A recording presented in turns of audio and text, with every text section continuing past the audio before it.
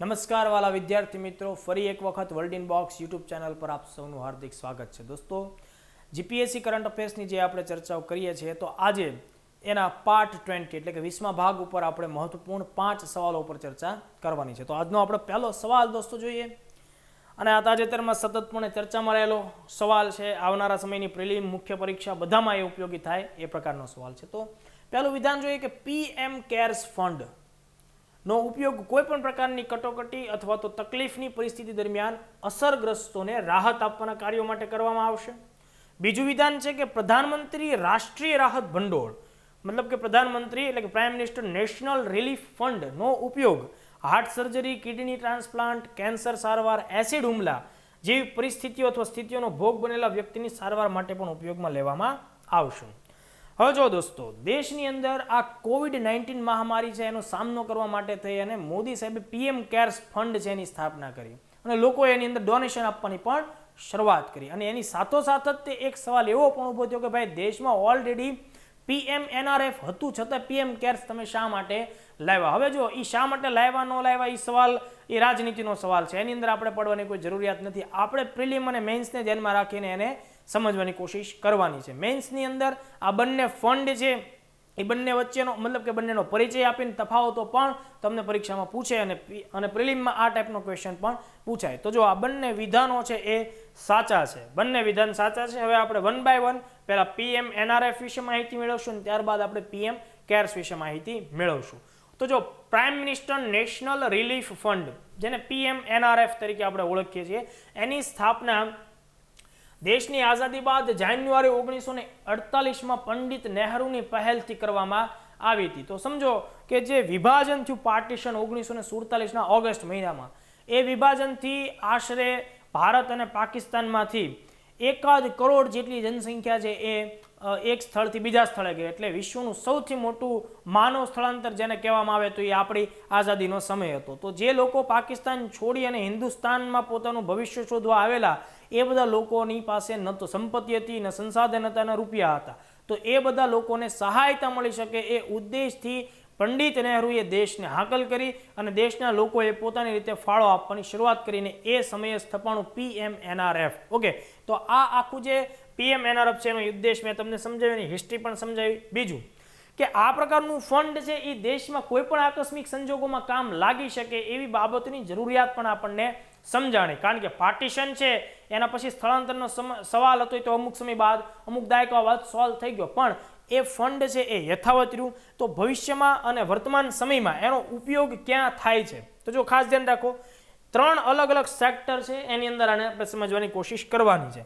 પહેલું તો કે કુદરતી આપત્તિઓ, જેમ કે પૂર, સુનામી, વાવાઝોડું, ભૂકંપ અને એ સિવાય ભૂસ્ખલન છે, એ કોઈ પણ પ્રકારની કુદરતી આપત્તિઓ આવે તો એમાં જે વ્યક્તિઓ મૃત્યુ પામે, તો મૃત્યુ પામનાર વ્યક્તિના પરિવારને શું કરશે? સરકાર છે એ કેટલીક સહાયતા આપશે. ઓકે.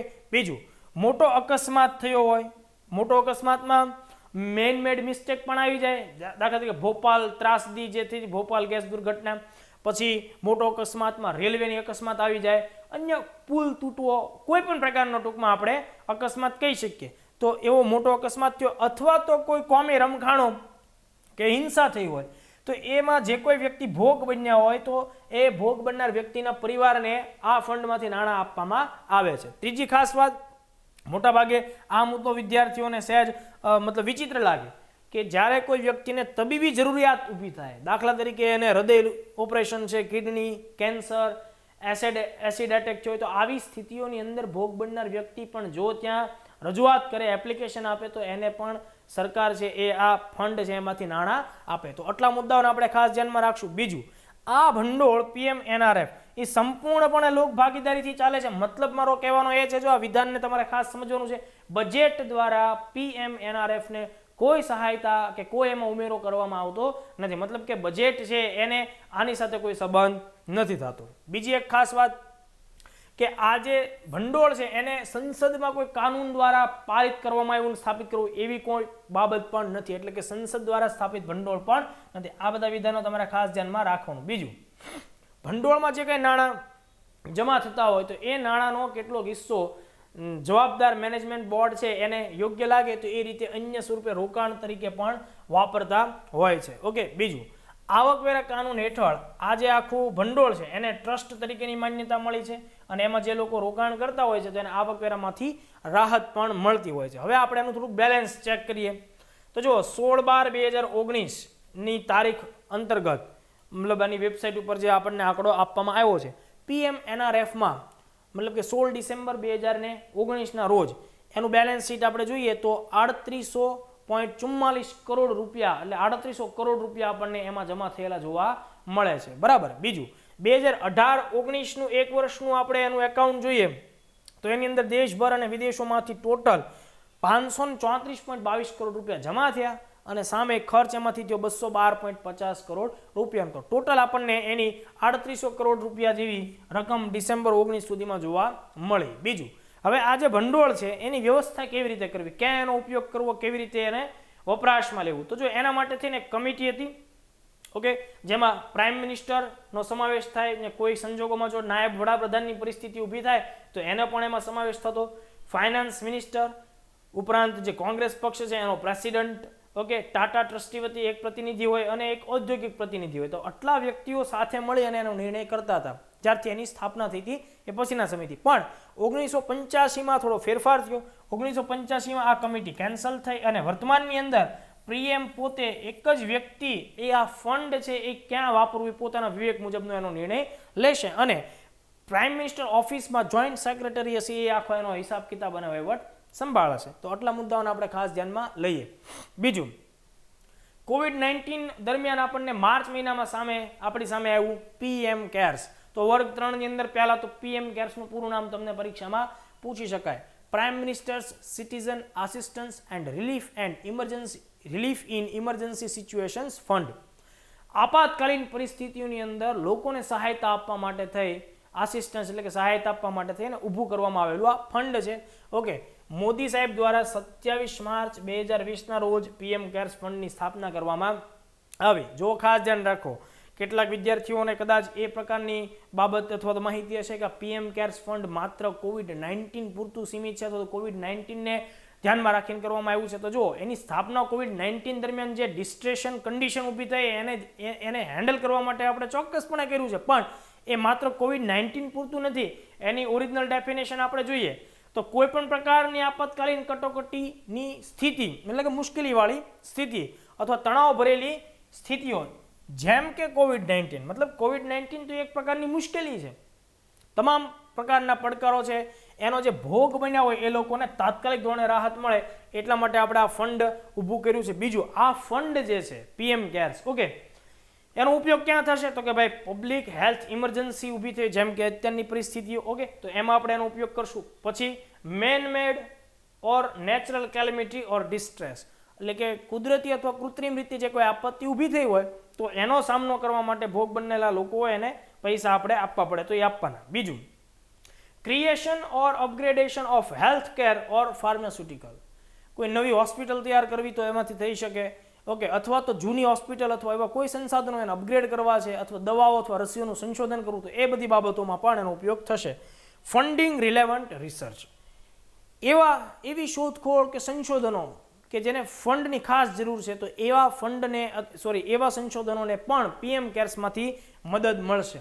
બરાબર. બીજું, અત્યારે આ PM કેર્સ છે એ કાયદાની દ્રષ્ટિએ પબ્લિક ચેરિટેબલ ટ્રસ્ટ તરીકે આપણે એને કન્સિડર કરવાનું છે. એના ચેરમેન પ્રાઇમ મિનિસ્ટર રહેશે એક્સ ઓફિસિયો, મતલબ કે મોદી સાહેબ છે તો મોદી સાહેબ એના ચેરમેન. મોદી સાહેબની જગ્યાએ ભવિષ્યમાં કોઈ વ્યક્તિ અન્ય આવશે તો એ પ્રધાનમંત્રી બનશે એટલે ઓટોમેટિકલી એ PM કેર્સ ફંડ છે એના પણ શું થઈ જશે, ચેરપર્સન થઈ જશે. બીજું, હવે જો એનું આખું જે ટ્રસ્ટ છે ને એમાં ટોટલ 7 વ્યક્તિઓનો સમાવેશ થશે. ખાસ સમજો, બરાબર. PM કેર્સ ફંડ કેવી રીતે વાપરવું એના માટે ટ્રસ્ટ છે, એ ટ્રસ્ટમાં ટોટલ કેટલા વ્યક્તિઓનો સમાવેશ થશે, 7 વ્યક્તિઓનો. કયા 7 વ્યક્તિઓ સમજો.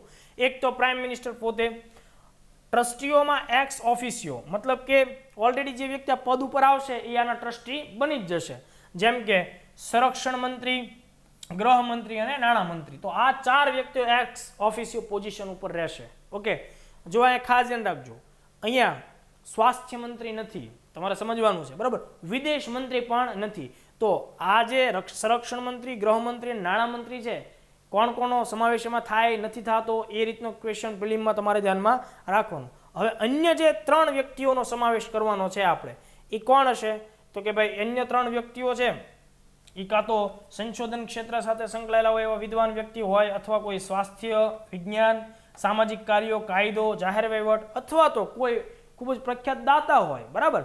તો આવા ટાઈપના વ્યક્તિઓ, એવાથી 3 વ્યક્તિઓને આપણે પસંદ કરવાના, એટલે એને સાથે રાખીને ટ્રસ્ટ ચલાવવાનું. બીજી એક ખાસ વાત કે આ જે તમામ વ્યક્તિઓ છે, ઓકે, આનું જે ટ્રસ્ટી મંડળ બન્યું એ પ્રો બોનો કેપેસિટી ઉપર કામ કરશે. તો એક નવો શબ્દ આપણને મળે છે, પ્રો બોનો કેપેસિટી.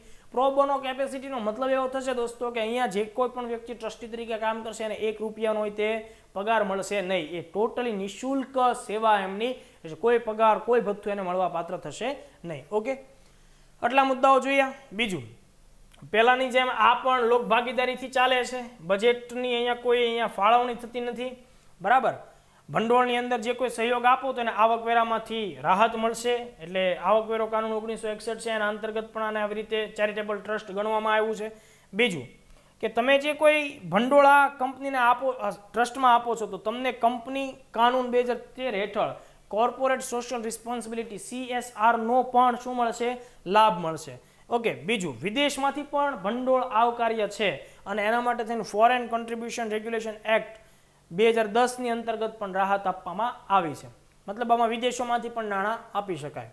બીજી એક ખાસ બાબત તમારે ધ્યાનમાં રાખવાની, જો આ ભંડોળમાં કેટલા રૂપિયા જમા થયા અને ક્યાં વાપર્યા, એ તમારે RTI કરીને જાણવાનું નથી.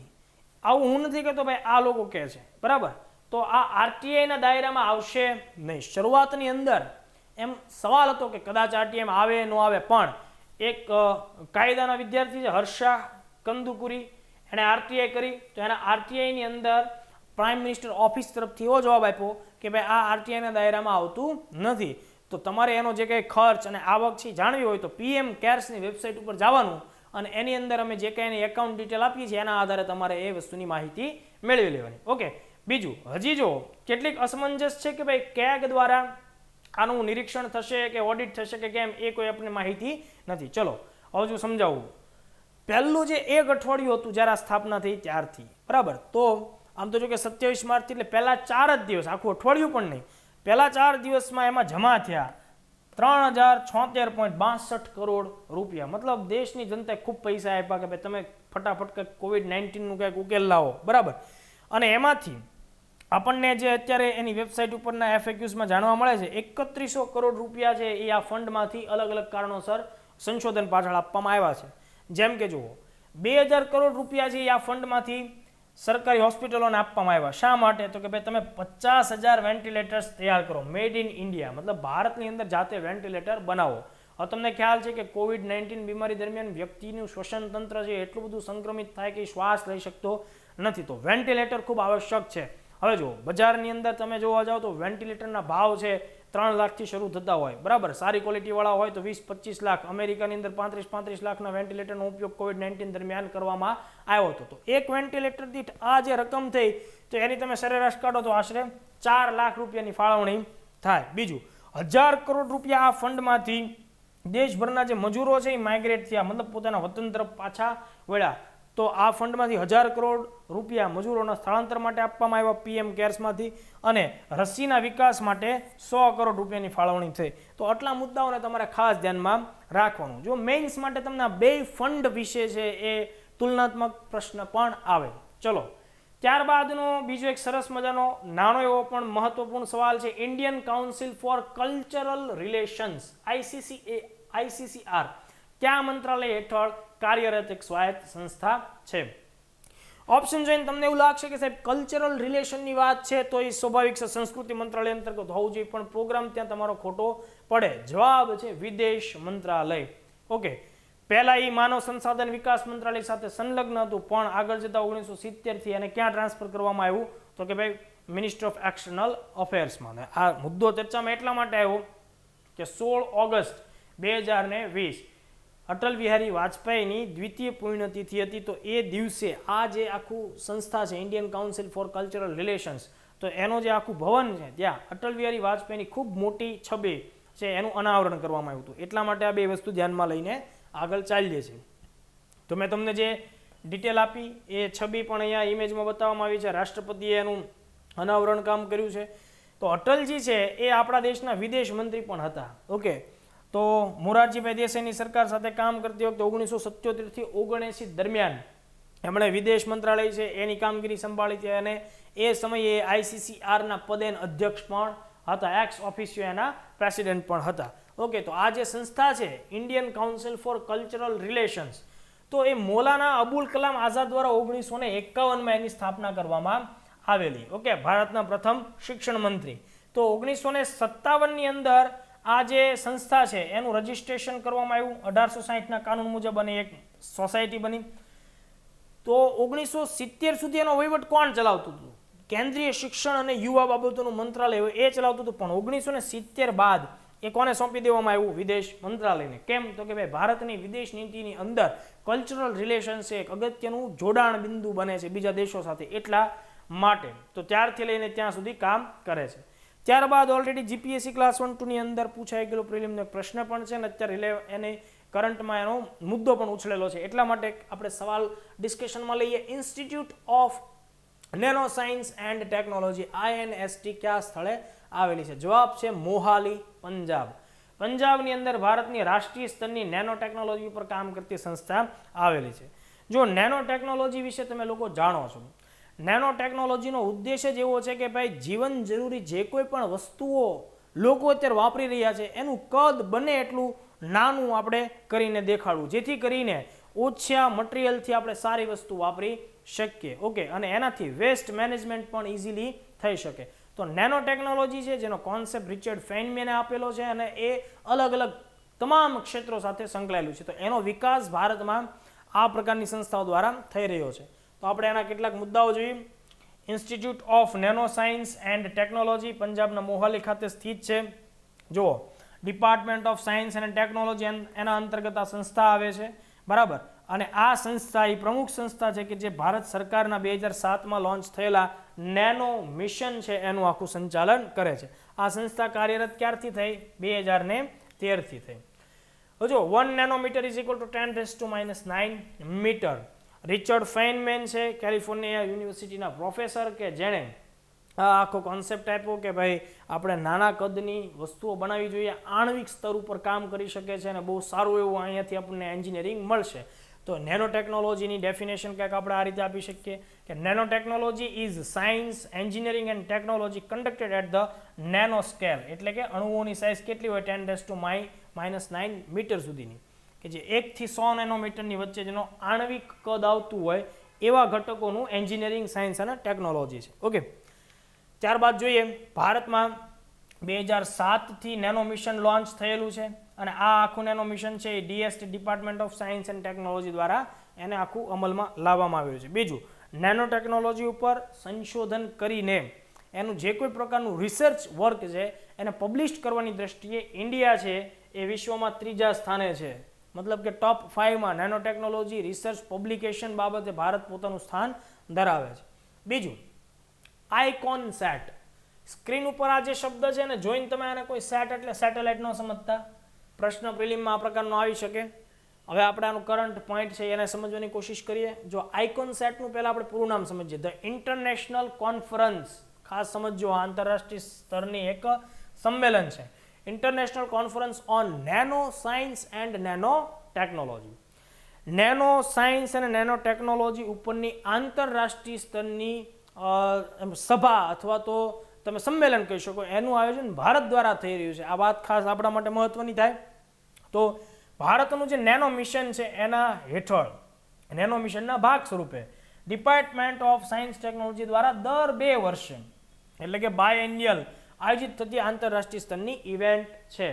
હવે જુઓ, આપણા દેશની અંદર લોકડાઉનની પરિસ્થિતિ માર્ચના 3જા અઠવાડિયાથી લાગુ થઈ, પણ એ જ મહિનાની અંદર પહેલા અઠવાડિયામાં 5 થી 7 માર્ચ દરમિયાન કોલકાતામાં આઇકોન સેટ છે એની બેઠક થઈ હતી. એટલા માટે આપણે આ સવાલને ચૂકવો જોઈએ નહીં. એટલે આ જ વર્ષનું કરંટ હતું એની અંદર જે આપણા ડિપાર્ટમેન્ટ ઓફ સાયન્સ ટેકનોલોજીના જે સચિવ છે, ઓકે, તો એમણે 5M નો કોન્સેપ્ટ આપ્યો કે ભાઈ નેનો ટેકનોલોજીને ડેવલપ કરવી છે તો 5M પર ફોકસ થવું જોઈએ. Mechanical, material, machines, manufacturing and man power. આટલા મુદ્દાઓને આપણે ખાસ ધ્યાનમાં રાખશું. ત્યારબાદ INST જે સંસ્થા વિશે વાત કરી એણે એક દવા શોધી છે કાલા અઝર વિશે. તો અહીંયા કાલા અઝર જે છે બ્લેક ફીવર તરીકે આપણે જેને ઓળખીએ છીએ, ભારતની અંદર પૂર્વના રાજ્યોની અંદર આપણને એની હાજરી જોવા મળે છે. તો આ એક ઉષ્ણકટિબંધીય રોગ છે, બીમારી છે, આપણે એને ખાસ ધ્યાનમાં લઈએ. કાલા અઝર અથવા તો બ્લેક ફીવર બાબતે ખરા વિધાનોની ઓળખ કરો. જો એક ઉપેક્ષિત મતલબ કે એની પર કોઈ અત્યાર સુધીમાં ખાસ ધ્યાન દેવાયું નથી અને એને સામાન્ય તાવની જેમ કન્સિડર કરવામાં આવ્યો છે. ઓકે, એટલે એના પૂરતું જોઈએ એટલું આપણે સંશોધન પણ થઈ શક્યું નથી. તો એક ઉપેક્ષિત ઉષ્ણકટિબંધીય બીમારી છે, ટ્રોપિકલ એક પ્રકારની બીમારી છે અને આ બીમારી પરજીવી પેરાસાઇટ્સને લીધે થાય છે. તો આ બંને વિધાનો છે એ સાચા છે. જો દોસ્તો, બ્લેક ફીવર અથવા તો કાલા અઝર, ઓકે, જેને વિસ્કેરલ લીશમેનિયાસિસ તરીકે પણ ઓળખવામાં આવે છે, એક ઘાતક સંક્રમક બીમારી છે અને એ પરજીવી દ્વારા ઉદ્ભવે છે. આ જે બીમારી છે એનાથી ભયંકર પ્રકારનું સ્કિન ઇન્ફેક્શન થાય છે. ઓકે, એના અન્ય લક્ષણોમાં તાવ સખત આવે પણ જતો પણ રહે. સ્કિન ઇન્ફેક્શનની સાથોસાથ વજન માણસનું ઓછા દિવસોમાં ઘણું બધું ઘટી જાય. એનેમિયા થઈ જાય, મતલબ કે હિમોગ્લોબિન છે એ ઘટી જાય ઘણું બધું. યકૃત છે અને બરોળમાં સંક્રમણ થાય, લીવરનું ઇન્ફેક્શન આની અંદર થઈ જાય. તો આ પ્રકારના લક્ષણો છે બ્લેક ફીવરના છે. માણસનું રોગ પ્રતિકારક તંત્ર છે એ સદંતર નબળું પડી જાય છે. તો હવે આપણે વાત કરી કે ભાઈ પેરાસાઇટ્સ છે, તો એ કોણ પેરાસાઇટ છે? જો એના માટે ઘણા બધા પેરાસાઇટ છે, પણ ઇન્ડિયાના કન્ટેક્સ્ટમાં, ભારતમાં એકમાત્ર પેરાસાઇટ આપણને મળે છે લેશમેનિયા ડોનોવાની. આ યાદ રાખવાનું, લેશમેનિયા ડોનોવાની કાલા અઝર માટે ઇન્ડિયામાં એ જવાબદાર છે. બીજું, આ પેરાસાઇટ છે સૂક્ષ્મજીવ, એને માણસ સુધી લાવે કોણ? તો કે આ માખી, બરાબર, ફ્લેબોટોમસ આર્જેન્ટિપ્સ. ભારતની અંદર આ એક માખી છે જે આ પ્રકારની કામગીરી કરે છે. બીજું, આ માખી આપણને ક્યાં જોવા મળે છે વધુ વિસ્તારમાં? તો પૂર્વના વિસ્તારમાં. તો જુઓ, બિહાર, ઉત્તર પ્રદેશનો વિસ્તાર, ઝારખંડ, પશ્ચિમ બંગાળ, આ જે 4 રાજ્યો છે એ બ્લેક ફીવરના હોટસ્પોટ એરિયા કહેવાય. મતલબ ઉત્તરથી મતલબ પશ્ચિમ અને દક્ષિણમાં એની કોઈ વિશેષ અસર જોવા મળતી નથી, પણ દર વર્ષે આટલા આપણને જોવા મળે. અંદાજે દર વર્ષે 1,40,000 સરેરાશ કેસ ઇન્ડિયામાં આપણને આના જોવા મળે છે. મૃત્યુની દ્રષ્ટિએ વાત કરીએ તો 5 થી 6,000 માણસો આના લીધે મૃત્યુ પણ પામે છે. ઓકે, બીજું, કરંટમાં આ ચર્ચામાં છે એના માટેનું કારણ એ કે મેં હમણાં તમને સંસ્થા વિશે વાત કરી, એણે એની એક દવા શોધી છે જે બ્લેક ફીવર ઉપર અસર કરે છે. ઓકે, ત્યારબાદનો આજનો લાસ્ટ ક્વેશ્ચન જોઈએ. NPCI, national payments corporation of India, એના સંદર્ભે તમારે સાચા વિધાનોની ઓળખ કરવાની છે. આજે દોસ્તો તમે ગૂગલ પેનો ઉપયોગ કરો છો, રૂપે કાર્ડનો ઉપયોગ કરો છો, ભીમ એપ્લિકેશનનો ઉપયોગ કરો છો, તો ક્યારેય વિચાર્યું છે કે આ પ્રકારની જે પ્રોડક્ટ છે જેનાથી આપણી રિટેલ આપણી જે કે ચૂકવણી છે, છૂટક પેમેન્ટ્સ આપણું થાય, રિટેલ પેમેન્ટ્સ એ એટલું સરળ બની ગયું? તો આ બધી વસ્તુને તૈયાર કોણ કરે છે? તો એના માટે જે સંસ્થા જવાબદાર છે ભારતની, ઓકે, એ છે NPCI. ઓકે, તો જો વર્ગ 3ની અંદર તો પહેલાં એનું પૂરું નામ પૂછી શકાય, national payments corporation of India. પહેલું વિધાન કે ભાઈ નોટ ફોર પ્રોફિટ સ્વરૂપની સંસ્થા છે, વિધાન સાચું છે. બીજી એક ખાસ વાત કે આ જે કંપની ભારત સરકારની જે આ પ્રકારનું રિટેલ પેમેન્ટ્સને એકદમ ઇઝીલી લોકો સુધી, વેપારીઓ સુધી પહોંચાડે છે અને એનું ટ્રાન્ઝેક્શનની જે પ્રક્રિયા છે એકદમ સરળ કરી નાખે છે. મતલબ એમ કહી શકાય કે એક આંગળીના ટચથી તમે બધો વ્યવહાર કરી શકો છો. ઓકે, તો આ સંસ્થા કોની પહેલ છે? તો કે ભાઈ RBI અને ઇન્ડિયન બેંક્સ એસોસિએશનની સંયુક્ત પહેલ છે. તો આ વિધાન પણ સાચું છે. અને ભારતનું સ્વદેશી કાર્ડ, જે UPSCમાં પૂછાયેલું વિધાન છે એ અહીંયા મેં લીધું છે. ભારતના સ્વદેશી કાર્ડ પેમેન્ટ નેટવર્ક રૂપેનો વિકાસ કોણે કર્યો? NPCI. તો આ ત્રણેય વિધાન સાચા છે. તમને એવો પણ ભવિષ્યની અંદર વિધાન આવી શકે કે NPCI છે એ ફાઇનાન્શિયલ ઇન્ક્લુઝનને વેગ આપે છે, મતલબ કે નાણાકીય સમાવેશન છે એની પ્રવૃત્તિને ઝડપથી આગળ વધારે, તો પણ એ વિધાન સાચું થાય. તો ત્રણેય વિધાન આપણને અહીંયા સાચા જોવા મળે છે. તો જુઓ, ભારતમાં છૂટક ચૂકવણી જેને રિટેલ પેમેન્ટ્સ કહેવાય એની એક મજબૂત વ્યવસ્થા સ્થાપિત કરવા માટે થઈ અને આ સંસ્થાની સ્થાપના થઈ છે. આ સંસ્થા ખાસ ધ્યાન રાખો, RBI અને ઇન્ડિયન બેંક્સ એસોસિએશન બંનેની સંયુક્ત પહેલ છે. ખાસ મહત્વપૂર્ણ સવાલ, આ NPCI છે એની સ્થાપના payment and settlement system act 2007 અંતર્ગત આ કાનૂન હેઠળ એની સ્થાપના થયેલી છે. ઓકે, શા માટે થઈ છે? તો કે ભાઈ four creating A robust payment and settlement infrastructure in India. છૂટક ચૂકવણી જે છે એને મજબૂત ને સિક્યોર બનાવવી અને એમાં નવીનતા શોધવી આ સંસ્થાનો મૂળ ઉદ્દેશ છે. 2007ના કાનૂન અંતર્ગત એની સ્થાપના 2008માં થઈ. વડું મથક જો પૂછી નાખે પરીક્ષામાં એનું મુંબઈ છે. અને વર્તમાનમાં એના એમડી અને સીઈઓ છે દિલીપ અસબે. ભવિષ્યમાં એવો સવાલ પણ આવે, દિલીપ અસબે કયા ક્ષેત્ર સાથે સંકળાયેલા? બેન્કિંગ ક્ષેત્ર અથવા તો અર્થતંત્ર સાથે સંકળાયેલા વ્યક્તિ છે. બીજું, આ જે કંપની આપણી છે એનપીસીઆઈ, ભારત સરકારની ગવર્મેન્ટની સંસ્થા છે, ઓકે, એ કંપની એક્ટ 1956 વર્તમાનમાં જે સુધારેલો કાનૂન છે કંપની એક્ટ 2013ની સેક્શન 25 અંતર્ગત એક બિન નફાકારક સંસ્થા, નોટ ફોર પ્રોફિટ સંસ્થા છે. આ વિધાન પણ તમારે ખાસ ધ્યાનમાં રાખવાનું, ઓકે. અને એના દ્વારા અત્યાર સુધીમાં જે વિવિધ ટેકનોલોજી ઇક્વિપમેન્ટ્સ બનાવવામાં આવ્યા, જેમ કે રૂપે કાર્ડ, ભીમ એપ્લિકેશન, સૌથી મહત્વની બાબત છે યુપીઆઈ, યુનિફાઈડ પેમેન્ટ્સ ઇન્ટરફેસ. એક જ વ્યક્તિ ઘણા બધા બેંક એકાઉન્ટ્સ ધરાવતો હોય તો દરેક બેંક એકાઉન્ટ્સને પણ એક સિંગલ વિન્ડો સાથે જોડી તમે ઈચ્છો ત્યારે કોઈ પણ અલગ અલગ બેંક એકાઉન્ટમાંથી ટ્રાન્ઝેક્શન કરી શકો. તો એ જે સુવિધા છે એને શું કહેશું આપણે? Unified payments interface. Bharat bill pay, *99#, Bharat QR અને આવી ઘણી બધી એની પ્રોડક્ટ છે. તો આટલું કામગીરી એનપીસીઆઈ દ્વારા થયેલી છે. તો આ સેશનને દોસ્તો અહીંયા આપણે અટકાવીએ છીએ. ફરીથી મળશું ત્યારે નવા IMP ક્વેશ્ચન સાથે ફરી મળતા રહીશું. જય હિન્દ, જય ભારત.